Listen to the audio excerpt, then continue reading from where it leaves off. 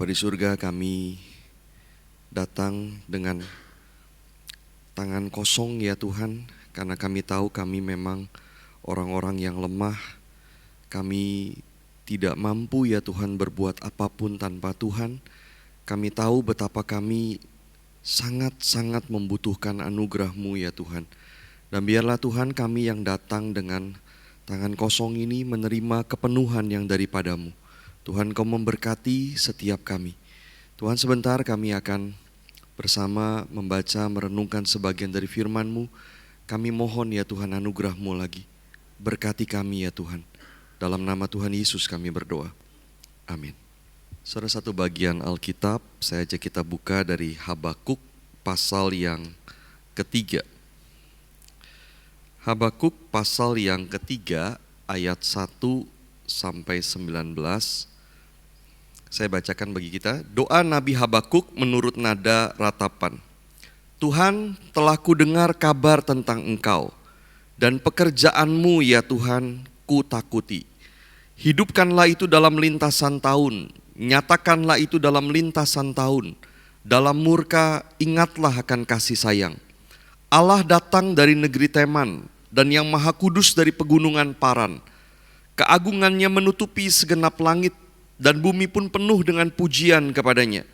Ada kilauan seperti cahaya, sinar cahaya dari sisinya, dan disitulah terselubung kekuatannya. Mendahuluinya berjalan penyakit sampar, dan demam mengikuti jejaknya.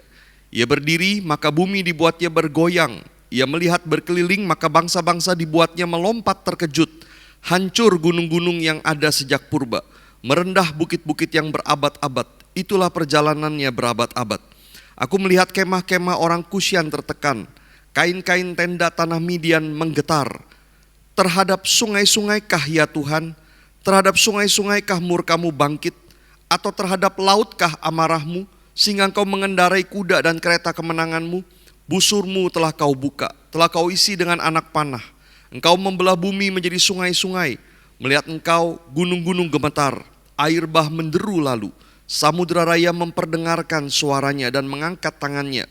Matahari, bulan berhenti di tempat kediamannya, karena cahaya anak-anak panah-Mu yang melayang laju, karena kilauan tombak-Mu yang berkilat. Dalam kegeraman, Engkau melangkah melintasi bumi. Dalam murka, Engkau menggasak bangsa-bangsa.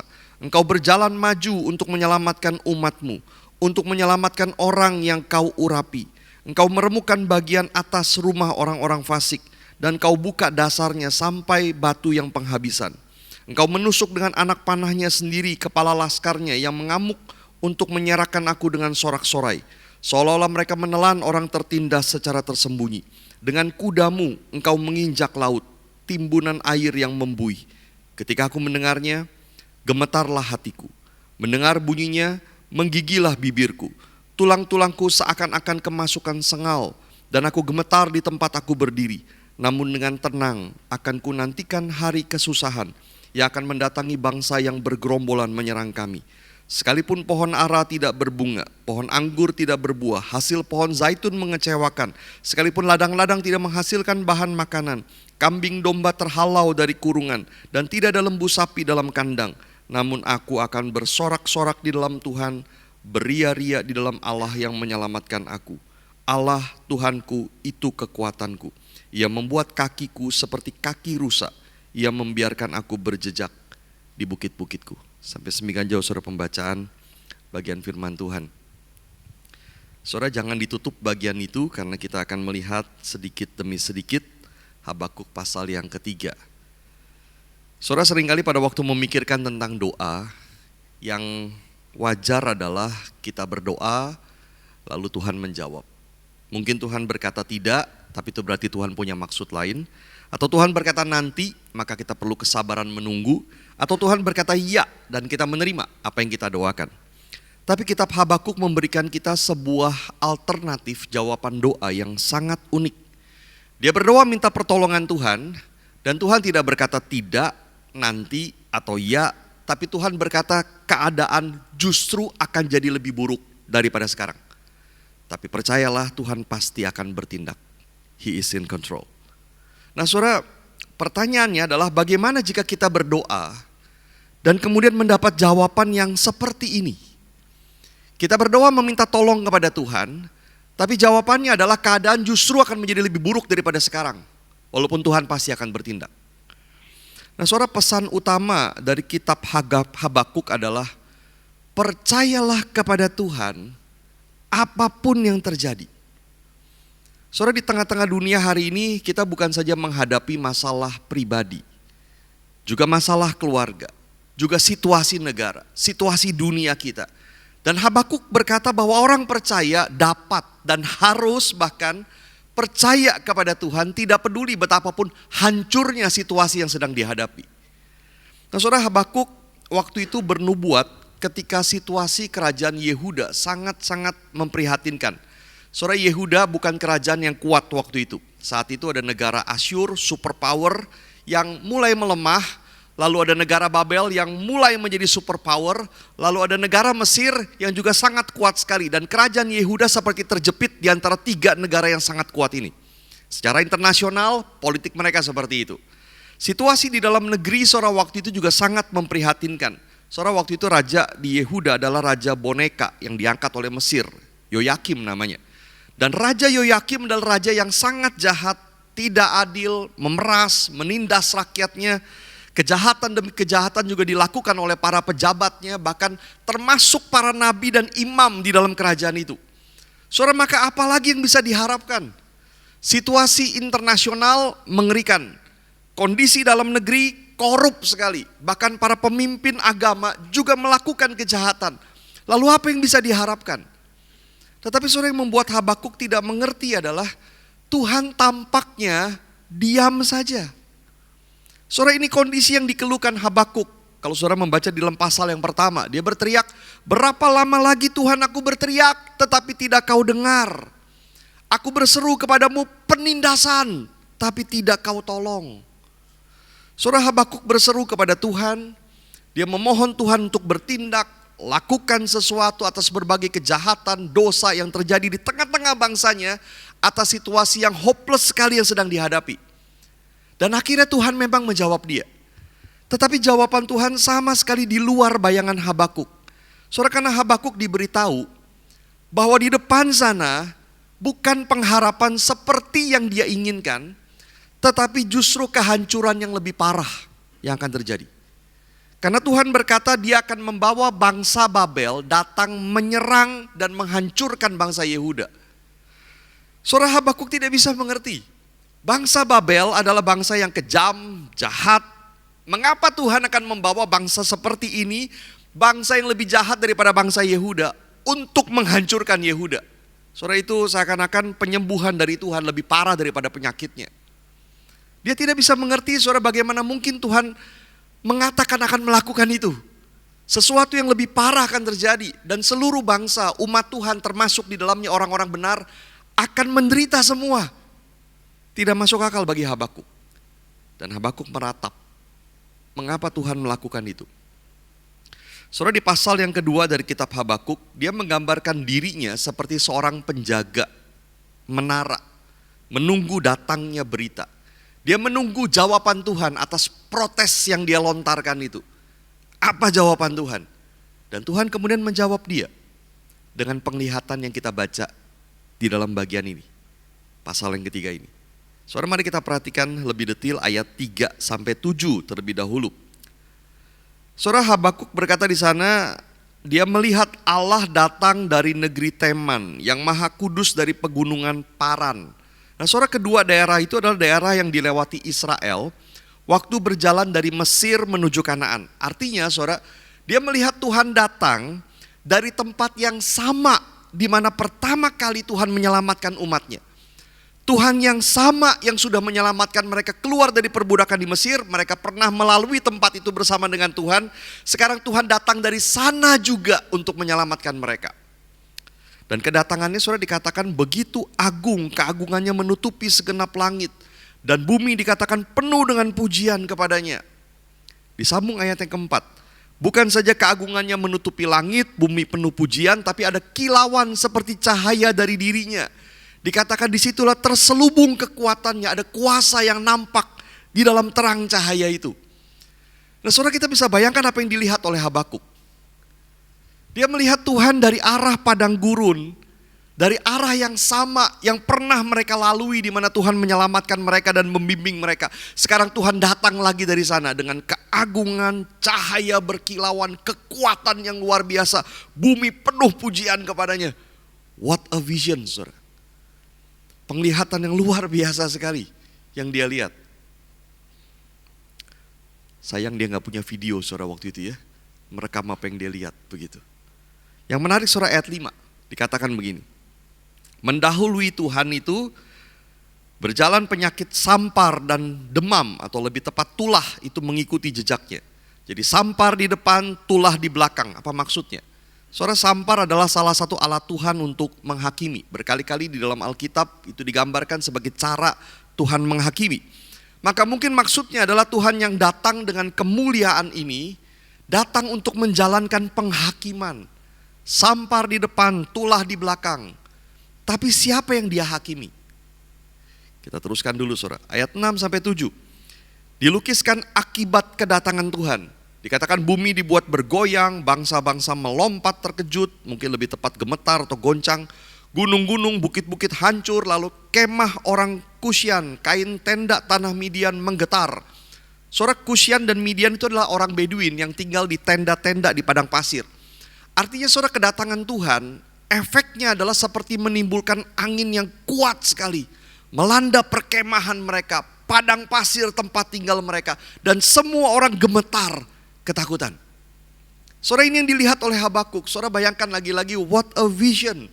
Penglihatan seperti apa yang dilihat oleh dia, luar biasa sekali. Tapi belum dijawab siapa yang dia hakimi. Mari kita lihat sekarang ayat 8-15. Saudara, Habakuk mulai dengan bertanya begini di ayat 8. Terhadap sungai-sungaikah ya Tuhan murkamu bangkit? Terhadap lautkah amarahmu sehingga engkau mengendarai kuda dan kereta? Saudara, Tuhan digambarkan seperti warrior, pahlawan perang, mengendarai kuda dan kereta. Di ayat 9 dikatakan busurmu telah kau buka, telah kau isi dengan anak panah. Saudara, ini gambaran seorang pahlawan perang. Dan Tuhan digambarkan seperti seorang pahlawan perang. Dan kemudian Habakuk bertanya, Tuhan kau seperti itu, seperti pahlawan perang yang siap untuk menjatuhkan penghakiman. Terhadap siapa murkamu bangkit? Terhadap lautkah amarahmu? Terhadap sungai-sungaikah murkamu bangkit? Saudara, melihat Tuhan yang datang seperti pahlawan perang itu, dikatakan bumi terbelah, gunung gemetar, air bah menderu, samudera raya memperdengarkan suaranya, matahari bulan berhenti di kediamannya dan seterusnya. Tapi siapa yang Tuhan perangi? Saudara, lagi-lagi saya membayangkan kita tidak bisa memang mengerti sepenuhnya apa yang dilihat oleh Habakuk. Dan saya kira Habakuk juga kehabisan kata-kata untuk melukiskan apa yang dia lihat. Andai waktu itu saudara dia punya handphone begitu ya, masuk ke dalam Instastory begitu, dia mungkin bisa menggambarkan seperti apa dahsyatnya penglihatan yang dia lihat. Tapi saudara, kita bisa membayangkan kedahsyatan, kemuliaan, kengerian yang dilihat oleh Habakuk karena Tuhan datang dengan gagah perkasa. Dan tujuan Tuhan, saudara, bukan untuk menggemparkan alam semesta, tapi tujuan Tuhan datang dengan kuasa, kengerian seperti itu adalah untuk menyelamatkan umatnya. Ayat 12, saudara. Di dalam kegeraman engkau melangkah melintasi bumi. Dalam murka engkau menggasak bangsa-bangsa.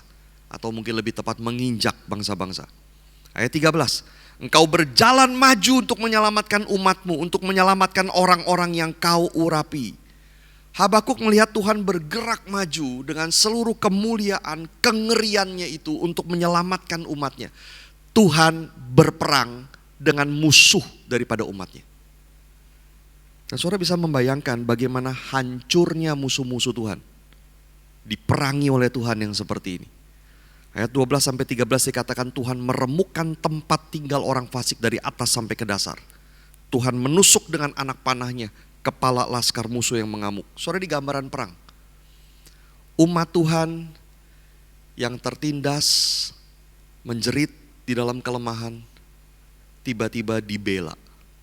Tuhan datang dan berperang untuk mereka.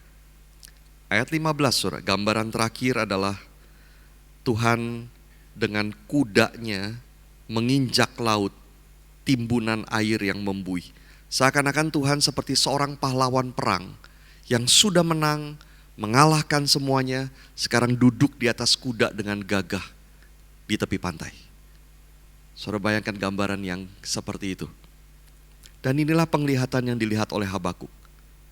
What a vision, saudara. Ini penglihatan yang merupakan jawaban Tuhan atas pertanyaan, pergumulan dan kekhawatiran dari Habakuk.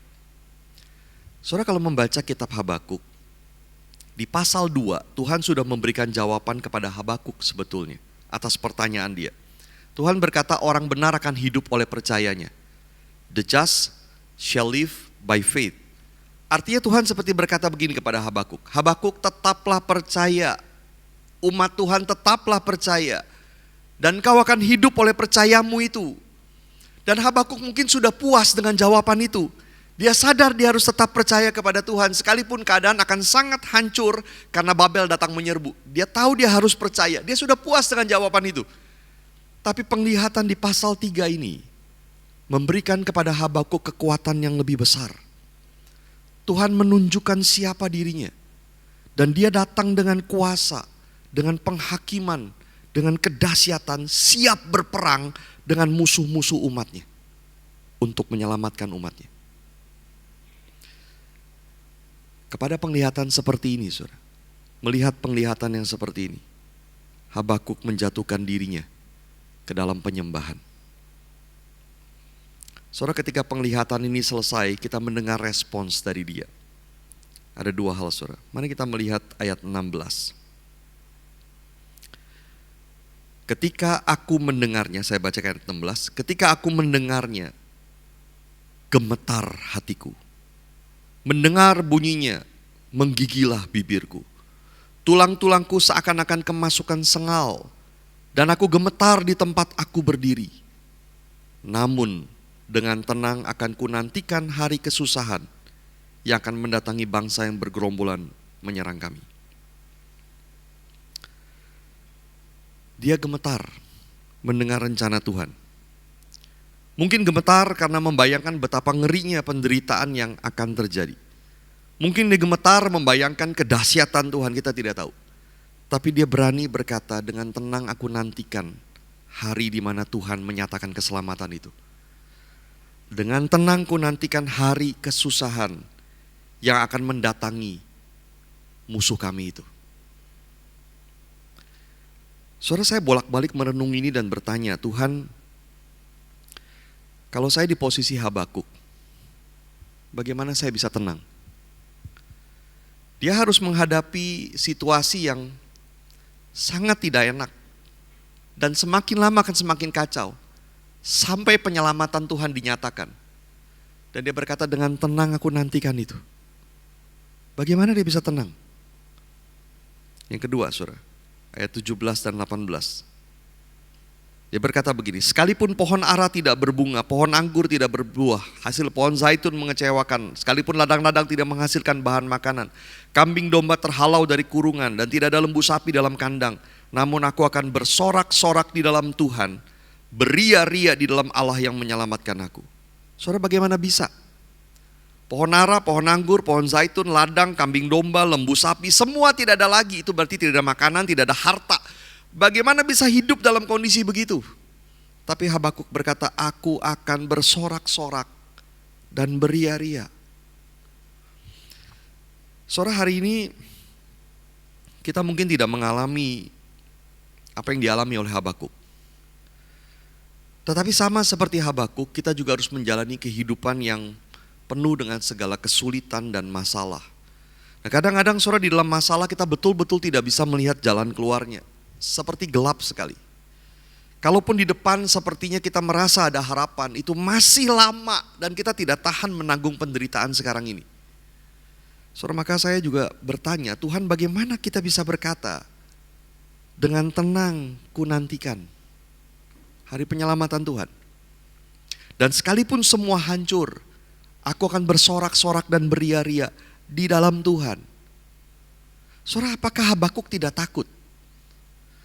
Saya yakin dia takut. tapi iman dia melampaui ketakutannya. Saudara, ketakutan itu dialami oleh semua orang, percaya ataupun tidak percaya. Semua orang mengalami ketakutan. Dan reaksi Habakuk sangat berbeda dengan reaksi orang yang tidak percaya. Saudara, salah satu reaksi orang tidak percaya terhadap ketakutan adalah angkat tangan. Kalau ini akan terjadi, tidak ada yang bisa dilakukan lagi. Semua orang toh menderita, semua orang toh akan mati. Ya sudah, saya angkat tangan, terserah, memang dunia ya begini. Kira-kira begitu. Saudara, mungkinkah waktu kita melihat kondisi gereja misalnya, lalu kita berpikir begini, ya sudahlah memang begini. Atau waktu kita melihat ada orang-orang miskin, ada orang-orang yang ditindas oleh penguasa, ketidakadilan yang subur di negara kita. Lalu apakah kita berpikir, ya sudahlah memang dunia begini. Saudara, apakah itu reaksi kita? Reaksi kedua saudara dari orang tidak percaya adalah tidak peduli. Saya gak mau pikirin lagi semua kesusahan ini. Tiap kali mikirin bikin depresi. Waktu mikirin masa depan, bagaimana kondisi ekonomi akan seperti apa. Lalu kita mendengar berita resesi, lalu perang di sana sini. Sudah, saya tidak mau pikirin sama sekali. Saya tidak peduli. Tapi betulkah saudara kita bisa tidak memikirkan kesusahan itu? Tidak mungkin saudara. Masalah kesusahan akan tetap di situ. Dan sadar atau tidak sadar akan mengganggu kita. Dan cara hidup menutup mata bukanlah cara hidup yang diajarkan oleh Yesus. Karena Yesus melihat dunia ini. Dia tidak menutup mata. Hatinya tergerak oleh belas kasihan. Dia melayani. Dan dia mengajak kita untuk berdoa. Bukannya tidak peduli. Itu cara hidup, reaksi yang kedua saudara terhadap ketakutan. Reaksi yang ketiga saudara dari orang tidak percaya adalah berani. Orang seperti ini akan berkata begini, kuatkan dirimu.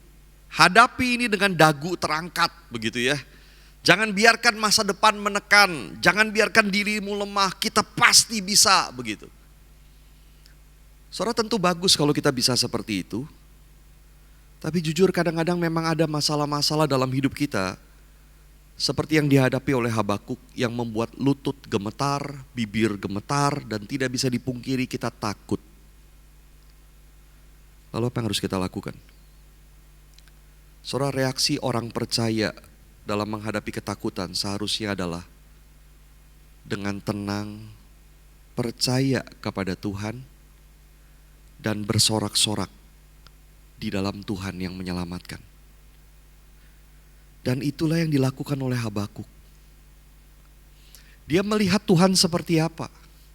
Dia mengenal Tuhan yang seperti itu. Tuhan yang dahsyat sekali kuasanya. Tuhan yang dulu pernah menyelamatkan dan sekarang pun sedang datang menyelamatkan. Tuhan yang begitu bergairah, semangat untuk menghancurkan segala musuh. Tuhan yang begitu sangat suka untuk menyelamatkan umatnya. Dia melihat Tuhan yang seperti itu. Dan dia percaya kepada Tuhan yang seperti itu. Maka dia tenang. Dan dia bersorak-sorak di dalam Tuhan yang seperti itu. Saudara, Habakuk menutup kemudian dengan sebuah keyakinan iman di ayat 19. Dia berkata, Allah Tuhanku itu kekuatanku. Ia membuat kakiku seperti kaki rusa. Ia membiarkan aku berjejak di bukit-bukitku. Dia membuat aku kuat dan teguh. Saudara, kadang-kadang saya merenung dan berpikir apakah keadaan dunia akan menjadi lebih baik di depan. Sepertinya tidak. Dan Alkitab memberikan indikasi memang tidak. Saudara, apakah kita melayani di Grace Life dan kita hanya berpikir, oh gereja ini akan tambah banyak yang hadir, kita berkembang, kita buka cabang, lalu berarti semua lebih baik. Saudara, pertanyaannya adalah apakah kita makin taat kepada Tuhan? Apakah kita menghasilkan lebih banyak murid yang percaya dan bertumbuh? Dan di dalam hal itu, Alkitab berkata semakin mendekat ke akhir zaman, keadaan akan semakin sulit. Semakin banyak orang tidak mau percaya, tidak peduli akan kebenaran. Saudara, kita juga melihat banyak gereja yang terjebak Dan kita juga mungkin bisa satu kali terjebak, tidak fokus mengerjakan yang esensial, tapi banyak mengerjakan acara terus. Dan tidak bisa berubah lagi karena seperti terkunci dengan aturan organisasi. Dunia sudah semakin putar balik kebenaran. Gerakan LGBTQIA pengaruhnya semakin meluas di gereja, di sekolah, di anak-anak lewat sosial media, film, buku. Dan semakin banyak jatuh korban pelecehan seksual yang mungkin akhirnya mengarah ke sana. Situasi sangat memprihatinkan dan saya juga tidak tahu bagaimana kondisi keluarga saudara, ekonomi saudara, apa yang akan terjadi di depan. Saudara, pertanyaannya apa yang harus kita doakan? Mari kita tetap berdoa, mari kita tetap berharap, tapi sekalipun keadaan memburuk, mari juga kita belajar tenang dan percaya Tuhan pasti akan bertindak. Dan dengan tenang dan percaya kita menantikan itu. Bahkan dengan bersorak-sorak di dalam Tuhan yang pasti akan bertindak menyelamatkan kita. Mari kita tundukkan kepala.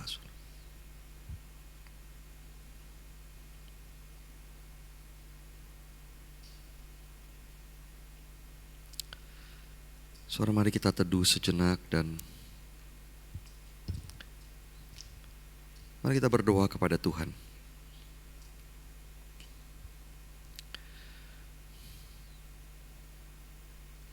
Saya tidak tahu kondisi yang saudara sedang hadapi, masalah yang sedang terjadi. Yakinlah bahwa Tuhan ada bersama dengan saudara saat ini. Tuhan akan menguatkan,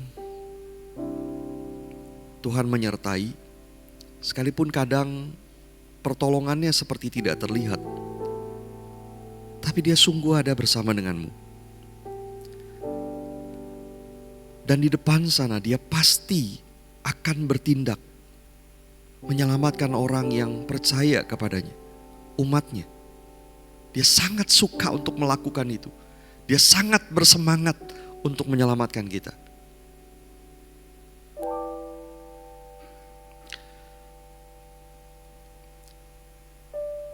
Mari berdoa minta Tuhan berikan hati yang percaya kepada Tuhan.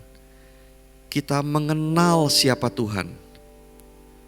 Dan biarlah apa yang kita kenal tentang Tuhan, Tuhan yang dahsyat, Tuhan yang maha kuasa, Tuhan yang mengasihi kita, Tuhan yang pasti akan bertindak. Biar itu membuat kita tenang, menantikan hari di mana Tuhan menyelamatkan. Dan kita bahkan bersorak-sorak di dalam Dia. Kita bersuka cita karena kita punya Tuhan yang seperti itu. Berdoa masing-masing kepada Tuhan. Bawa dirimu, pergumulanmu, minta Tuhan berikan hati yang sungguh percaya kepada Tuhan dalam keadaan apapun.